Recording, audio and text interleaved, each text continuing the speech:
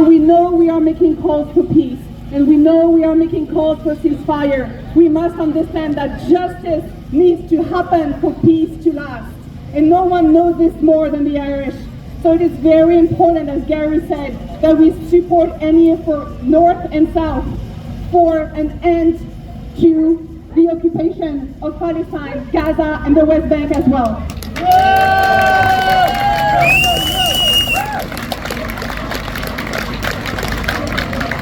International law has always been on our side. In law school, you are told that the first thing you need to do is to protect the people of Palestine. And unfortunately, this has never happened. And I stand here in shame that my profession has yet to do something significant enough. But we are trying, and we will continue to try. Sanctions or not, we will continue to fight for Palestine.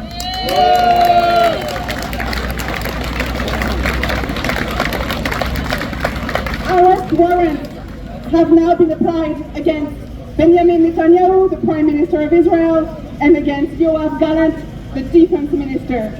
So for those, yes, indeed, for those around you in your workplaces, in your schools, in your families that are still doubting that Israel is committing crimes, let me read you the charges.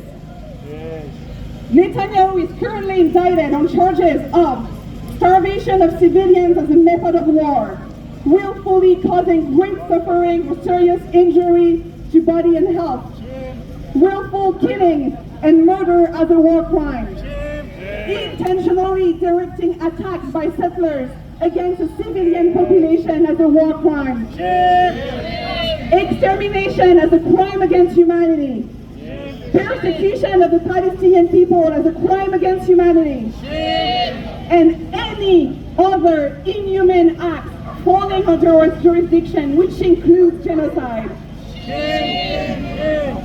Netanyahu will soon be under arrest warrants applicable to 93 states.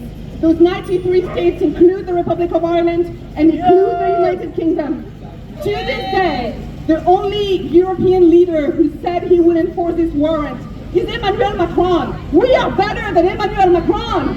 We also need, we are better than Emmanuel Macron. Once this arrest warrant is issued, it means our government have a legal obligation to arrest Netanyahu if he is on our soil, in our airspace, or in our waters. We must demand an arrest, and we must demand it now. The Palestinian people cannot wait for Netanyahu to be deposed by his own people.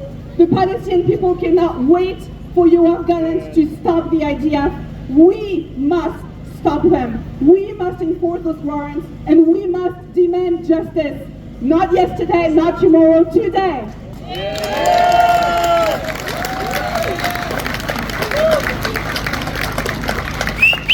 Lastly, I've mentioned this before, and I know Gary has mentioned it.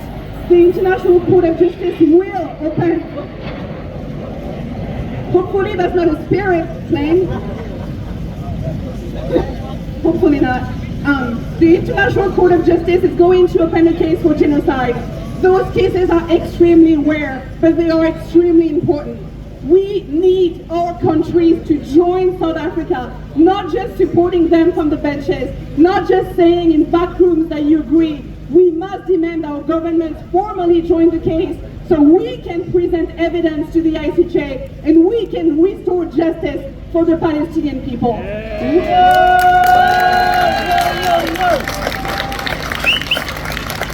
We will not wait for the Tory or Labour government here to do the right thing.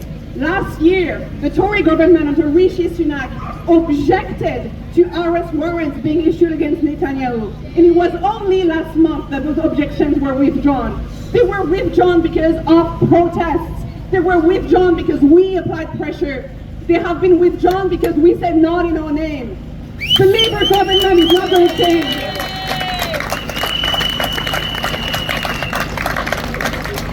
And one last thing, because I know it's been in the news.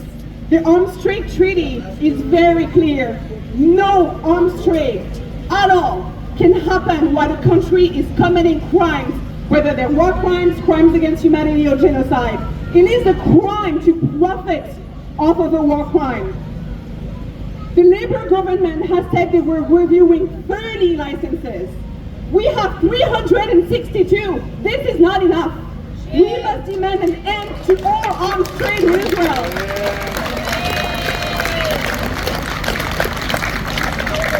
And you can tell David Lamy that I don't care about how much money he is making off this genocide. We don't want any. We do not want to be a part of this. We said no, and we will continue to say no to complicity in this genocide. And we will continue to be here for as long as the UK and other European countries will continue to make money off of the despair of Palestinian people. Today we say no, and tomorrow we continue to say no. Thank you.